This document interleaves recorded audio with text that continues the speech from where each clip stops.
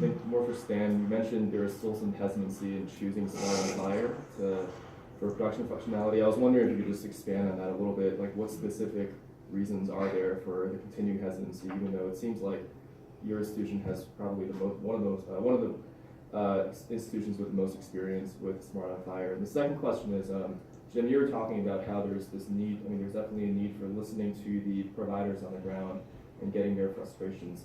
What type of infrastructure do you think works best for, one, processing or collecting those frustrations and ideas, processing them, and actually channeling them into some kind of innovation pipeline rather than just like the Epic Help Desk? So, the reasons for continued hesitancy is just still that it's new. I actually have one more slide here I didn't show you. I'll show you that one. The first application we developed, there was already an application developed by Boston Children's Hospital for the pediatric growth chart. And we were installing Cerner at Logan Regional Hospital, and they needed a pediatric growth chart. And so, you know, they said, can you do that as a Smart on Fire app? Can we do that? And we said, yeah, 2 weeks. Cool. We learned a lot. I don't know if it was 6 months or 8 months later when we finally had the app ready for people to use. And the kind of things that, you know, we learned, and I mean, these are things that hopefully you learn once and you don't make these same mistakes on the next application. But the first, I mean, they're just things you don't, there's complexity in medicine you don't think about. In that application, in the growth chart application, the things around terminology that we learned. For instance, you know, there are loin codes for standing height and what they call length, meaning that the person is laying down. We didn't think too much about that, but then you realize when you're talking about growth charts and kids, you're measuring kids laying down until they can stand up, and then you start measuring when they're standing up, and the growth charts take that into account, whether you're measuring them laying down or whether they're standing up. So that distinction wasn't really clear in the way that data was collected in the system. So you go back to those sort of data entry screens and make sure that you're collecting data in an unambiguous way. Another part that we learned is, you know, just had to do with workflow and other things. The growth charts care a bunch about whether this baby was premature or whether they were full term. And so you need to know the gestational age at birth. Well, there's no, that, you know, what you have in the electronic medical record is you have, at a point in time, somebody did a gestational age exam, whether it was ultrasonic or some other way, and determined the gestational age. So at a point in time, you know their gestational age, but there's no number in the chart. Nobody at birth was measuring, you know, was entering what was the gestational age at the time that they were born. And so we had to work that into the workflow and either ask somebody to enter it, or a better solution even would have been to calculate that so that, you know, you didn't have to ask somebody to do it. But there are those kind of issues. And then there were the issues, you know, we started off and there are different growth charts. There are the WHO growth charts, there are the CDC growth charts, there are the Fenton growth charts. And lo and behold, all our clinicians didn't say, oh yeah, we just care about the CDC, and oh, by the way, the one from 2 years ago is fine. They said, no, we want the one from last year. And so we had to externalize that knowledge, because it was, you know, the app as it was originally developed from Boston, that knowledge was actually hard-coded in the app itself. The growth chart had not been externalized so that you could create a library of growth charts and then just choose the one that you wanted to use. So we had to do that. First time that people went to print, number one, what printed didn't look like what was on the screen. It was ugly, and figuring out how to make what was on the screen print the way it should was good. The other slight problem was it took 5 minutes. And that was just a matter of how you connected the fire services to your, you know, stupid, mundane printing network, you know, printer configuration kind of stuff. And so we learned a whole bunch about that. And so, you know, as I noted at the bottom, we love it. The application is beautiful. It's better than any application that we would have gotten from the classic vendor approach. It took us a long time, and we learned a lot. We're still enthusiastic, but I mean, the fact that it took, that I just underestimated dramatically. I'm thinking 2 weeks or a month at the most, and it took us 8 months or to do it. It's that that inability early on to make really deterministic timelines, that make people worry. The other part is that, as you know, those of you who are working in this, there's Fire 1, Fire version 2, Fire version 3, Fire version 4. When you start implementing these things, you say, what's my target going to be? Well, I want to do 3. That's the newest, best, approved version. The vendors are supporting 2. And so you think about, how, what's the decision going to be there? Now, some of those things are going to go away. Fire is becoming more and more stable.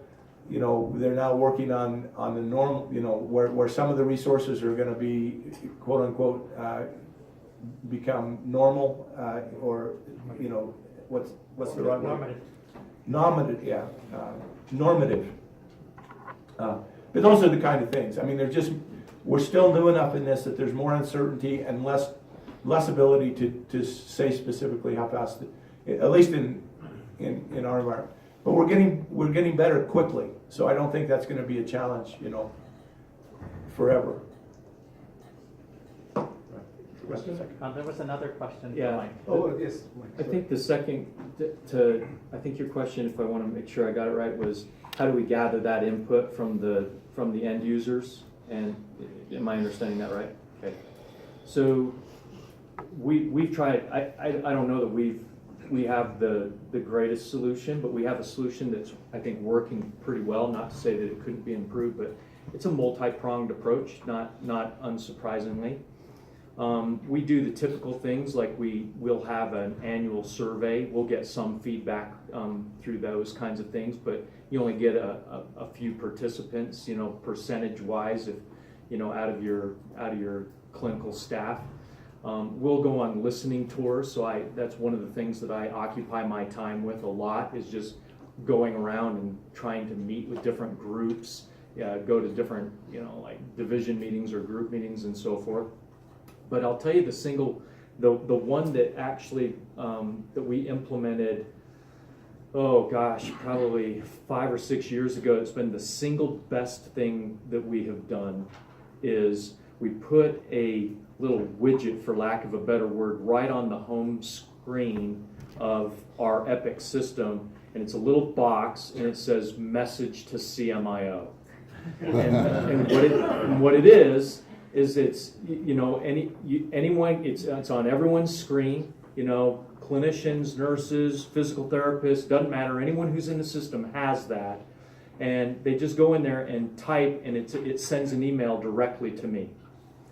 Now, the reason that ended up being so valuable is because when people are frustrated, that's when they're frustrated, and they want to tell you about it. It's on their mind. But you have to make it easy for them. And so if they have to go out and log a trouble ticket in some other system, they'll never do it. But when it's right there and they're sitting there going, and I get these emails, Mike, this is driving me crazy because now I've had to click on 5 different things just to be able to send just to be able to prescribe a Tylenol or whatever they're frustrated at the moment about. But what I found is that the volume of feedback went up dramatically when we put that into place. But also our satisfaction and the perception of partnership with IT also went up dramatically.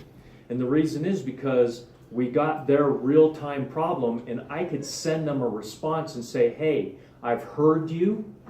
That's a real problem. Can I call you? I need a little more information. Or if it was clear what was going on, say, hey, I'll make sure that we have someone work on that and we'll get back to you. But just being able to give them a response, pretty quickly I can't begin to tell you the number of my colleagues that have said that's the greatest thing that you guys have done, because it gives them a time to be able to answer that. Now, another pronged approach that we've just recently started to do is that we have some tools that have been provided with us where we actually can really get some detailed views of how people are spending their time in the system. And we can benchmark them against their colleagues in their specialty, for example. So, I can look at the classic example that we had about a year ago was we were looking at our dermatologists. And we noticed that one of our dermatologists was spending, I don't know, a couple of hours, between, on the average, 7 p.m. and 9 p.m. at night, signing off charts and doing all kinds of things. So I reached out to him and he said, "Hey, Chris, I've noticed that this is what's going on." And I got a lot of feedback.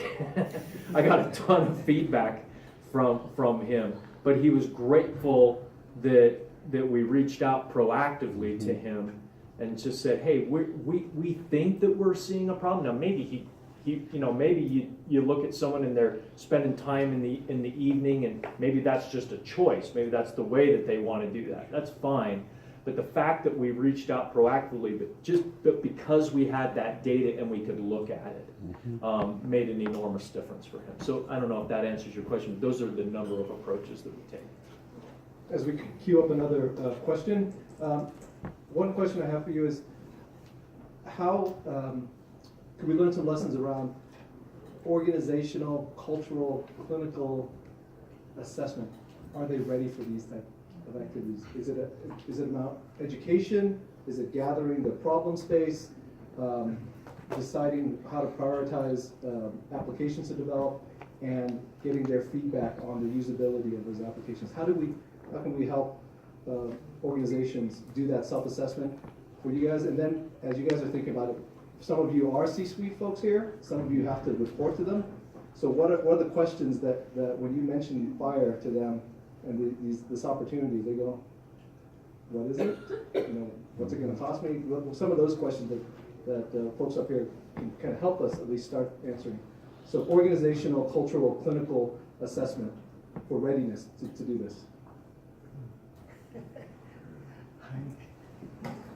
Maybe I'll take that on first, but Ken, you'll be speaking later today? Yeah. And I think you can fill in the details. That's an interesting question. I feel now, but I didn't 10 years ago when I got here, that our organization was ready for almost anything.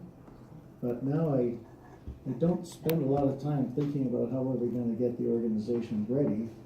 I do spend time thinking about how do we start transitioning from funding the way we run IT the traditional way to funding it in a very different way and working through that transition.